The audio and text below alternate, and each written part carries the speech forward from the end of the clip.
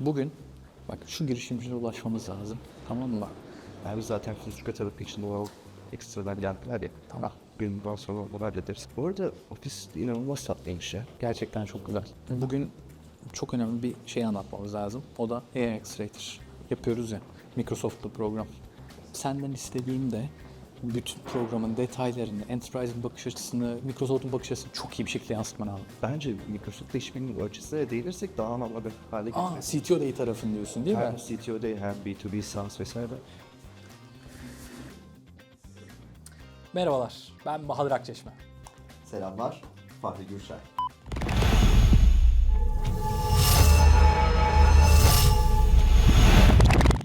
Öncelikle Bahadır Akçeşme ben. Yıldız Teknopark'ta girişimcilik ofisinde, girişimcilik ve kuluçka biriminde daha doğrusu girişimcilik programları yöneticisi olarak görev yapıyorum. Fahri de bizim girişimcilik programları uzman yardımcılarımızdan bir tanesi. Özellikle beraber işte partnerli programlarda çalışıyoruz. Yıldız Teknopark Türkiye'nin ilk teknoparklarından bir tanesi. Şu anda firma sayısı açısından Türkiye'nin en büyük teknoparkı diyebiliriz. 700'ün üzerine firma sayısı var şu anda. Türkiye'de 3 konumda var. Özellikle İstanbul'da 3 konumda var. Bunun dışında şu anda işte global ofisleriyle, yaptığı global partnerliklerle, Türkiye'deki çeşitli ulusal aynı zamanda partnerlikleriyle öne çıkan bir teknopark diyebiliriz. Yıldız Teknik Üniversitesi'nin de işte 6 Kasım'da aldığı akademik güçle beraber aslında çok güçlü bir akademisyen girişimci, bir yandan öğrenci girişimci havuzumuz var ve bunları olabildiğince biz de böyle kombinasyonlarla en iyi programları organize etmek, onlara en fazla katkıyı sağlamak için çalışıyoruz. Bir yandan da tabii ki de Teknopark'ın kendi gereksinimi olan işte Ar-Ge firmaları, kuluçka firmaları gibi odaklarda olabildiğince firmayı şu anda desteklemeye gayret gösteriyoruz diyebilirim.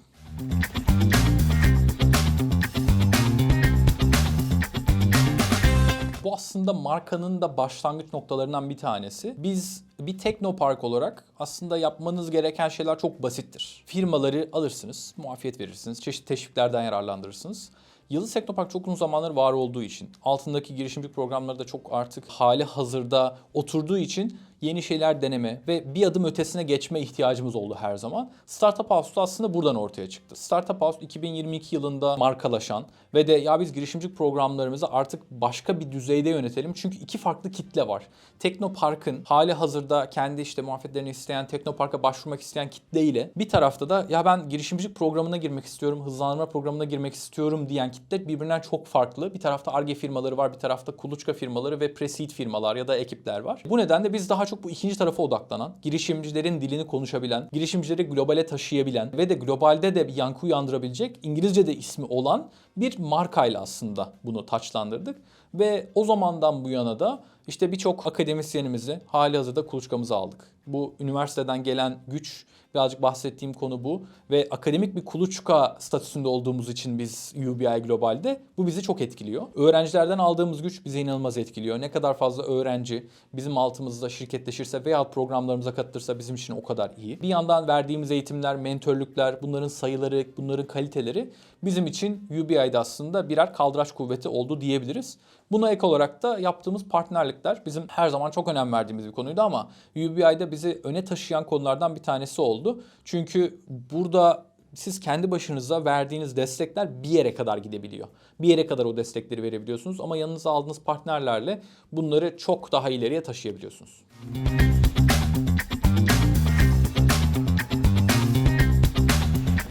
Partnerliklerimiz birazcık aslında Ziraat Bankası'na yaptığımız bir fintech hızlandırma programıyla başlıyor. Ancak sonrasında uluslararasılaşması Microsoft'ta oldu. İlk defa Microsoft'u burada biz yanımıza aldık ve Microsoft'la işte CTO Day'ler, çeşitli speed networking etkinlikleri yaptık. Şimdi bunu yapmaya başladığımızda şunu fark ettik. Firmaların yani startupların Microsoft'tan istediği bazı şeyler var. Ama bunları doğru ifade edemiyor olabilirler, bilmiyor olabilirler, fark etmiyor olabilirler. Microsoft'un verdiği altyapı desteklerinden haberdar olmayabilirler. Bu tarafta biz aslında adım atıp bakın sizin böyle bir ihtiyacınız var. Bu ihtiyacı biz anladık. Bu ihtiyaca karşı Microsoft, AWS, Google Cloud artık ne varsa karşısında yani şu anda mesela Fal AI da var. Ne varsa karşısında bu ihtiyacı karşılamaya yönelik o partnerle bir araya getirebileceğimiz veyahut o partnerin programına yönlendirebileceğimiz bir açımız var. Bütün firmalarla çalışmak ve bizi aslında oraya götüren şey bizim yaptığımız kürasyon oldu. Biz buna kürasyon diyoruz. Çünkü sadece ekosistemi bir araya getirmek, ya işte 3 tane partneri yanına koydum, işte akademi burada, işte Teknopark burada, girişimci burada, hadi bakalım siz birleşin, hadi bakalım bir şeyler yapın, maalesef çok işlemiyor. Sizin bu ekosistemi bir yönetici rolüne ihtiyacınız var. Bu ekosistemi yönetecek, hepsinin dilinden anlayan, hepsinin o kombinasyonlarını kafasında üretebilecek ve herkesi aynı anda mutlu edebilecek bir yönetici. Bunu da aslında kürasyon diyoruz. İşte yatırımcı ile doğru girişimcileri doğru zamanda buluşturmak. İşte akademisyenlerle firmaları doğru yerde buluşturmak, doğru zeminde oturtmak. Bizim en önemli aslında yaptığımız şeylerden bir tanesi bu ekosistemi tamamen geliştiricileri olarak bir ekosistem geliştireceğiz biz de aslında bir Teknopark ve Startup House olarak. Ama diğer ekosistemin geliştiricilerinin yapmaya henüz odaklanamadığı şeylerden bir tanesi bu. Bizim birazcık böyle işte firmaların gücü, akademisyenlerin gücü, YTÜ'nün gücüyle bir araya getirebildiğimiz bir şey oldu. Ve firmalar da aslında direkt olarak buna geliyorlar.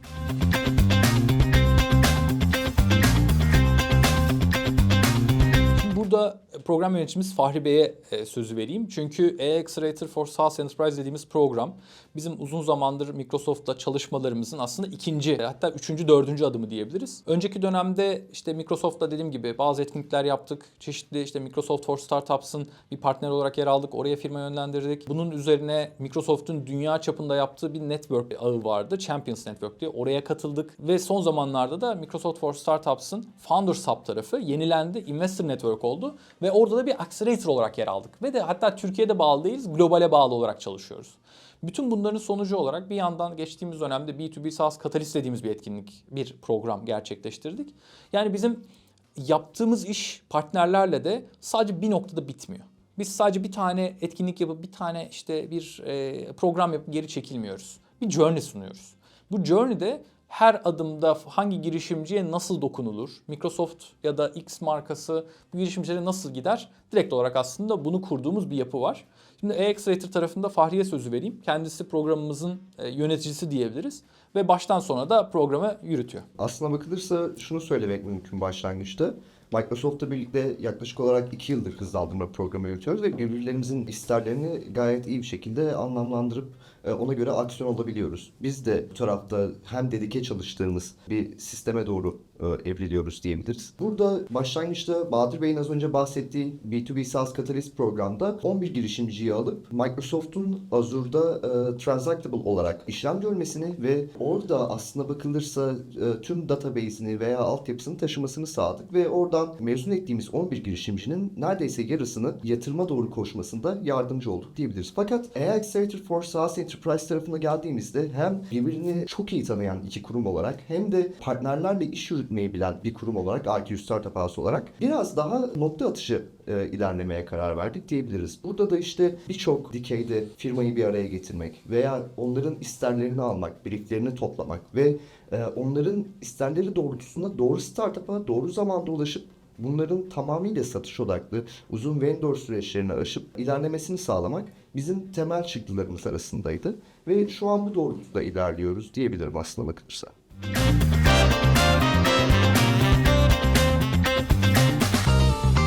Biz genel hatlarıyla bir hızlandırma programı yürütebilirdik. Birkaç girişimi toplarız. Akabinde eğitim ve mentörlük sunarız. Sonrasında birçok yatırımcıyı bir araya toplayıp klasik bir demo day mantığıyla günün sonunda programı kapatırız. Fakat tekrardan bahsedeceğim üzere geri çekilip firmaların nokta atışı istediklerine doğru evirecek olursak meseleyi satış sürecini daha kolaylaştırmak ve akabinde de büyük partnerlerle birlikte ilerlemek adına biraz daha sürecin işleştirmek bizim adımıza pozitif bir etki yaratıyor. Biz de girişimcileri bu doğrultuda seçmeyi ve bu doğrultuda POC yapabilecek şekilde hızlandırmayı, onlara o doğrultuda mentörlükler sağlamayı ve günün sonunda 9 Enterprise'ın birçok problemine en hızlı çözümü ulaştırmayı hedefliyoruz.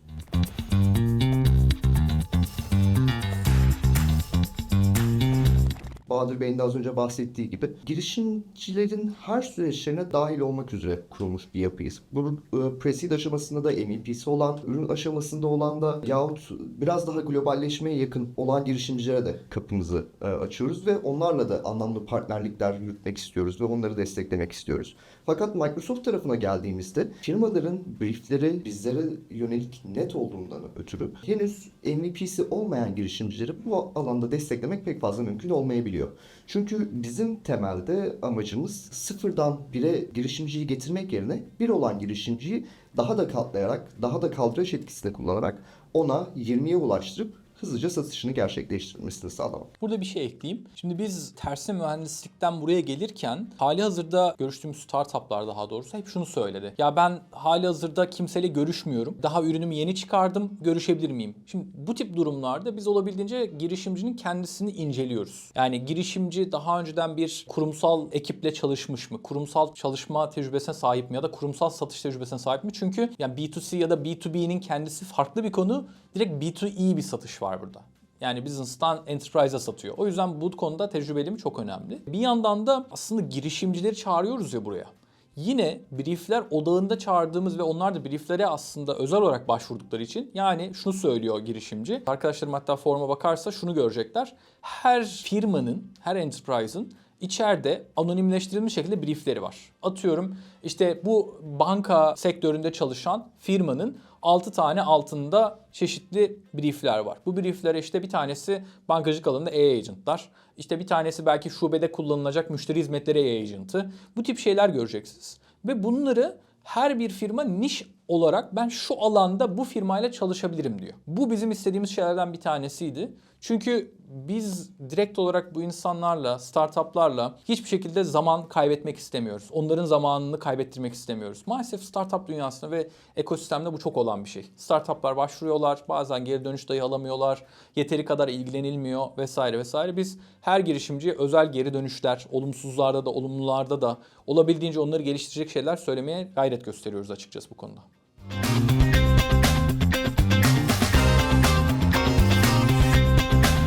Biz çoğu zaman biraz daha girişimci genel sıradan eğitimlerin yanı sıra daha indirgeyerek, daha niş noktalarda çeşitli mentörlükler ve daha çok birebir ilerlediğimiz eğitim süreçleriyle desteklemek istiyoruz.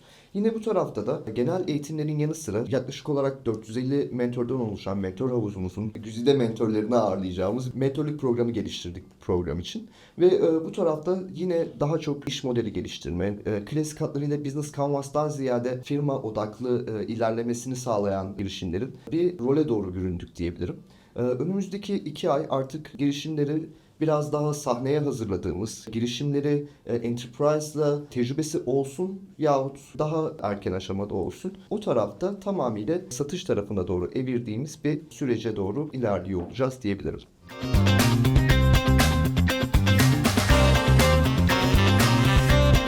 Yıldız Teknopark'ın şu anda 2 tane dediğiniz gibi Londra ve Dubai'de kendi ofisleri var. Buna ek olarak bazı protokol imzaladığımız, ortaklaşa yaptığımız ya destek verdiğimiz bazı ofisler var. Bunların hepsi aslında sadece YTÜ'nün ofisi, şunun ofisi, bunun ofisi gibi değil. Biz hepsi Türkiye'nin startuplarına açık birer ofis olarak düşünüyoruz. Ve bunları birer açık ofis gibi düşünün. Kiralama yapan herkes, işte Türkiye'den yurt dışına açılmaya çalışan ve da o bölgeden, o şehirden, o ülkeden çevresine açılmaya çalışan herkes aslında açık. Londra'da böyle, Dubai'de böyle, Amsterdam dediğim gibi protokol yaptığımız bir yer. Orada da benzer bir durum var. Biz bu kısıtlamayı yapmamamızın en büyük sebebi şu açıkçası. Teknoparkların birer kısıtları var. Yani verebileceğiniz ofis sayısı sınırlı, verebileceğiniz alan sayısı sınırlı. Böyle dersek biz sadece kendimize böyle gatekeep hale getirmiş oluyoruz. Çok sevdiğimiz bir şey değil. Biz her zaman ekosistemi büyütmek için, her zaman elimizden geldiğince alanları desteklemek için ve de startupları ya da diğer ekosistem geliştirici desteklemek için elimizdeki kaynakları açık bir şekilde sunuyoruz. Biraz açık kaynak gibi düşünebilirsiniz bunu. Olabildiğince daha fazla insan bundan yararlansın diye.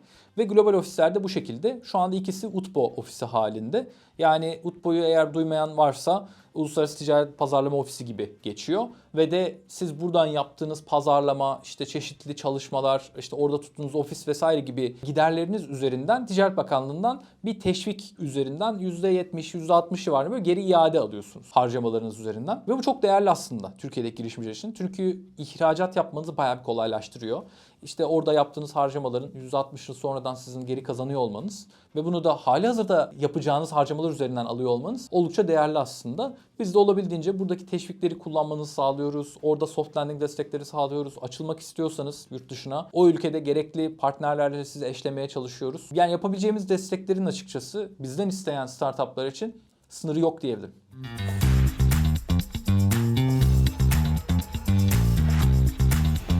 Ben kendi tarafımı söyleyeyim. Fahri ayrı bir şekilde bahsetsin. Benim için Vertical AI Agents bence 2026'nın Türkiye'deki en büyük olayı olacak. Yani şu an küçük küçük parçalarını görüyoruz ama YC'nin girişimlerine baktığınızda, seçtiklerine, A16, Anthony'nin girişimlerine baktığınızda genel olarak bunu görüyoruz. Verticalization adı altında çeşitli AI agentlar. İşte bankalar için AI agent, işte bankaların içerisindeki şu fonksiyonlar için AI agent ya da HR için AI agentlar gibi. Genelde globalde olan şeyler ya bir sene sonra ya da 1,5-2 sene sonra Türkiye'ye geliyor. Birazcık böyle bizim geriden gelmemiz gibi değil de oradaki mentalitenin ve mindset'in buraya gelmesi gibi düşünüyorum. O yüzden ben gelecek 1-2 sene içerisinde bunların Türkiye'de inanılmaz yaygınlaşacağını düşünüyorum. Ki globaldeki çözümleri Türkiye'deki enterprise'lar çok fazla kullanamıyor biliyorsunuz ki. Türkiye'de onun bir versiyonunun üretilmesi belki daha iyi, belki daha hani ortalama ama yine de bir versiyonun üretilmesi, işte Türkiye'deki cloud'lar tutulması, serverlar tutulması vesaire gerekiyor regülasyondan dolayı.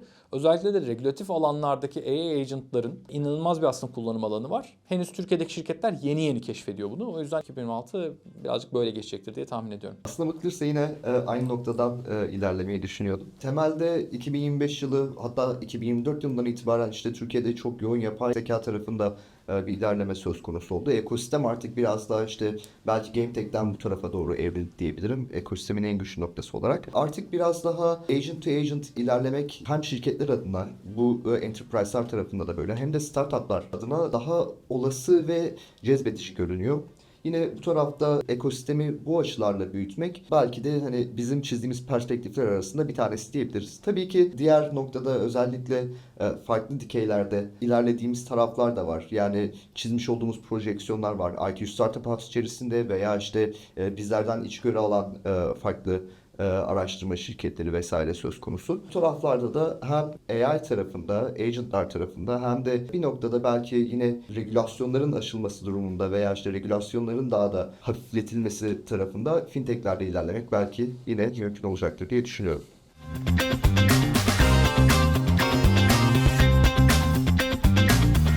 Her aşamadaki girişimcilerin aslında düştüğü tuzaklar bence farklı. Pre-seed'de ve seed'e ben odaklanarak söyleyeyim kendi bakış açımı. Pre-seed'de daha çok girişimcilerin problemi doğru tanımlamadıklarını görüyoruz. Bir üründen, bir teknolojiden yola çıkıyorlar. Yani yapay zekadan yola çıkıyorum şeklinde bir ürün ortaya çıkarıyorlar. Sonrasında problem tanımlanıyor. Sonrasında hedef kitle belirleniyor. Çok yanlış bir yol aslında. Yani hangi teknolojiyi kullanacağınızı bilseniz dahi öncelikle problemi tanımlamak lazım. Hatta daha yeni dinliyordum Özge Öz'ün bir podcastinde Mom Test diye bir kitaptan bahsediyor. Kesinlikle tavsiye ederim. Duyduğum gibi okumaya başladım. Çok da güzel görünüyor. Özellikle problemi tanımlamaya odaklanan bir kitap bu ve problemi doğru tanımlamadığınızda bütün problemler arkasından geliyor aslında. O yüzden doğru problemi tanımlamak, problemi iyi analiz etmek, problemin nereden kaynaklandığını görmek aslında bence en önemlisi. Seed tarafta ise birazcık iş artık eğer bir pre-seed yatırım alındıysa, seed'e doğru gidiyorsak işin ölçeklenmesi çok büyük önem arz ediyor. Çünkü siz işte bugün 3 kişisiniz kurucu ortaklar. Seed'de belki 10 kişi olmanız gerekecek. Ama orada küçük bir işte cesarette problem yaşamanız ya da ekibi büyütmekte problem yaşamanız, ya işte sonra ya yatırım toplayamazsak, ya şöyle olursa, ya böyle olursa gibi böyle belli açılardan korkuyla yaklaştığın zaman, şu anda da birazcık aslında gördüğümüz bu. Birçok girişim yatırım turuna çıkıyor, yatırım alamıyor ya da işte zorlanıyor. Şu an dünyada genel olarak yatırım, özellikle AI dışındaki yatırımlar birazcık azaldı. Bu yüzden görebiliyoruz. Bu alandaki yapılan yanlışlardan bir tanesinin olduğunu düşünüyorum. Çünkü ölçeklenmeye bakıyor yatırımcılar bu odakta. Seed yatırımcılar özellikle. Çünkü seri A'ya doğru koşturmak istiyor seni. Bu alanda dikkat etmelerini öneriyorum. Eğer gerçekten elinizde yatırım varsa, sonraki rounda doğru koşuyorsanız full bir şekilde koşmanız lazım. %80 falan %90 değil yani %120'yi verip koşmanız gerekiyor. Yatırımcı da bunu görmek isteyecektir diye tahmin ediyorum. Prestij tarafında aslına bakılırsa şöyle, Bahadır Bey'in de az önce bahsettiği gibi problem tanımıyla birlikte bence hedef kitlenin oluşmaması, yani target olmadığı sürece, ürünün satılabilirliği olmadığı sürece veya ürünü kullanımda veya test aşamasında yeterli kitleye ulaşmadığımız sürece ne kadar mükemmel bir fikriniz olsa da, ne kadar mükemmel bir ürün ortaya çıkarsanız da siz keşfedilmesi gereken bir Amazon ormanına doğru dönüşebiliyorsunuz. Doğru.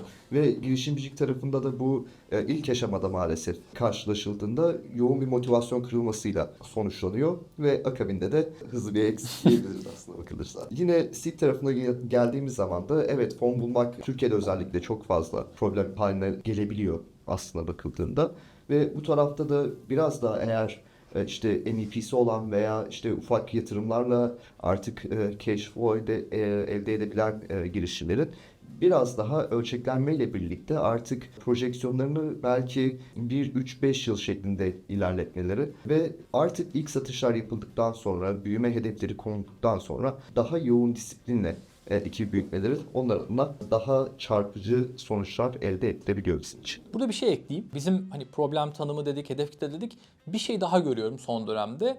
Herkes next big thing yapmak istiyor ve hiç olmayan bir şey yapmak istiyor ama aslında çok doğru değil.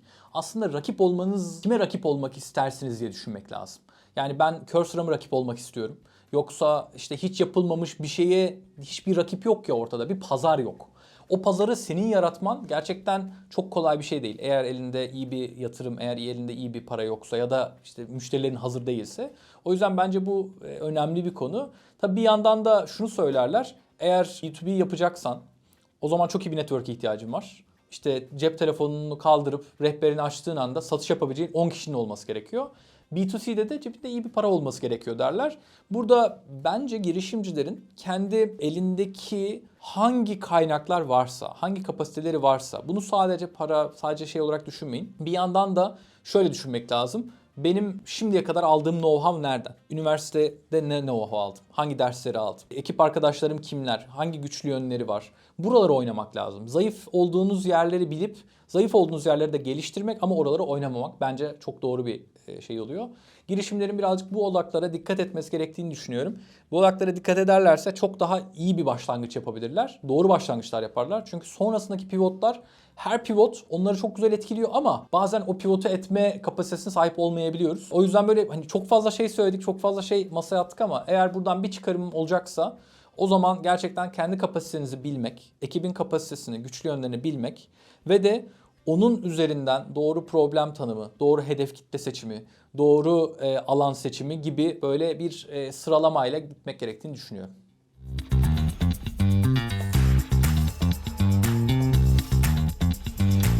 Şöyle ben kesinlikle unicornların çıkacağına inanıyorum. Daha önceki unicornlar da inanılmaz bir disiplin.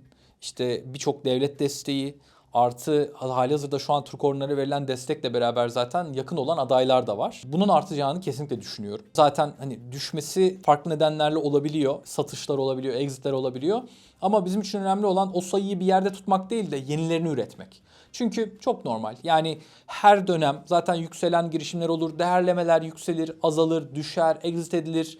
Önemli olan bizim aslında orada unicorn seviyesine çıkarabilme potansiyelimizin olması.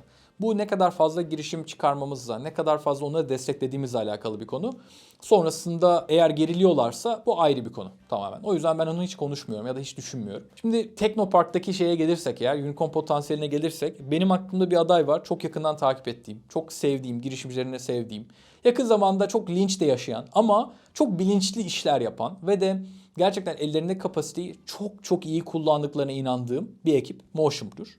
AAA oyun yapıyorlar ve bunu indie ruhuyla AAA oyun yapıyoruz diyorlar. Aynı zamanda da indie bütçesiyle bunu yapıyorlar. Yani Türkiye kapasitesinde bir AAA oyun ne kadar yapılabilirse o kadar yapıyorlar diyebilirim. Benim açıkçası düşüncem bu. Zaten Turkorn tarafına da şu anda yakınlar. Oyunları da yanlış bilmiyorsam yani 2026 içerisinde çıkacak eğer bir erteleme olmazsa. Benim adayım onlar olurdu.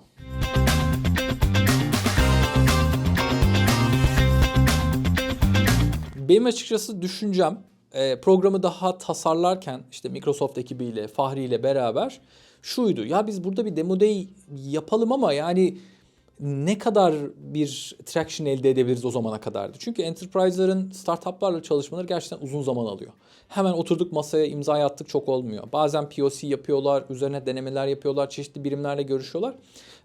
O yüzden bir imza attık çok mümkün olmayabilir. Ama daha önceden B2B SaaS Catalyst'te bunu gördük. Azure Marketplace'e transactable olan yani 11 girişimden 6 tanesi oldu mesela ve büyük bir adım. Yani çünkü oradan artık direkt olarak Azure Marketplace'te dünyanın en büyük firmalarına satış yapıyorlardı. Burada da bazı sayıları yakalayacağımızı düşünüyoruz. Çünkü bazı enterprise'lar çok hızlı ilerleyebiliyor. O enterprise'larda özellikle yakalayabileceğimizi düşünüyoruz. Ama demo day'lerin amacı her zaman showcase olur ama ben bunu çok doğru bulmuyorum. Demo day'de siz bir işte girişimi sahneye çıkarıyorsunuz. Birçok insan davet ediyorsunuz. Orasının amacı aslında girişimcilere bir sahne provası vermek değil sadece. Onu kendi aranızda da yapabilirsiniz. Demo Day'de amaç girişimcilerin program boyunca uyguladıklarını, öğrendiklerini ikiye katlamalarını sağlamak. O yüzden bizim amacımız da şu olacak. Programa giren girişimciler o zamana kadar evet 9 tane enterprise ile matchleşecekler. Ama Demo Day'de o 9'un üzerine biz belki 20-30 daha kurumsal ekip koyacağız. Demo Day'e onlar gelecekler ve bakın biz şu firma ile bunu yaptık diye anlatacaklar ve oradaki diğer kurumsal firmalarda çok güzel bizim de böyle bir ihtiyacımız var deyip bu startuplarla görüşme alacaklar. Bizim amacımız en azından bu. Yani Demo Day'de de genel çerçevemizde de yaptığımız her zaman startup'a destek vermek oluyor. Startup'a destek verirken de başkasını ihmal etmiyoruz. Yani sadece startup kazansın değil, herkesin kazandığı bir ortam yaratmak. Bu çok kolay bir şey değil ama her zaman amacımız bu oldu. Başka türlü de bu ekosistemi zaten böyle sürdürmek, curate etmek çok mümkün değil diye düşünüyorum. Halim senin eklemek istediğin bir şey var mı? Demo Day'ler Türkiye'de genel hatlarıyla biraz daha networking etkinliklerine dönüşmüş durumda aslında bakılırsa. Bizim tarafta da daha öncesinde Microsoft'la bu etkinliği kurgularken daha önceki tecrübelerimizin yanı sıra yapmış olduğumuz CTO Day'ler veya networking eventler yahut yine gerçekleştirdiğimiz Demo Day'ler tarafında artık girişimcinin yatırımcıya ulaşması veya ekstra bir enterprise'a ulaşmasının Demo Day'lerden ziyade biraz daha ufak dokunuşlarla gerçekleşeceğini düşündüğümüzü söyleyebilirim. Bu tarafta da evet, inanılmaz bir showcase yapacağız ve orada belki Bahadır Bey'in belirttiği gibi bazı enterprise'ların bazı girişimlerle imzaları attığını ve artık birbirlerinin müşterisi olduğunu da görebileceğiz. Ama özellikle yatırımcıya ulaşmak isteyen girişimleri de ekstradan zaten kendi bünyemizde besleyip onları çeşitli yatırımcılarla showcase haricinde veya işte demo day haricinde mutlaka bir araya getireceğiz ki daha önce zaten geçtiğimiz yıl gerçekleştirdiğimiz B2B SaaS Catalyst'ten sonra tam olarak bunu yaptık. Bunu yapmaya devam edeceğiz diyebilirim. Yıldız Teknopark ve Y2 Startup House çerçevesinde her zaman girişimcinin yanında olmaya, açık bir şekilde desteklemeye gayret gösteriyoruz. Bu odakta bizim çalışmalarımıza destek vermek isteyen firmalar, İşte ya da bizim programlarımıza girmek isteyen startuplara, Teknopark'a girmek isteyen arkadaşlarımıza her zaman kapımız açık. Aynı zamanda mentörlük tarafında da.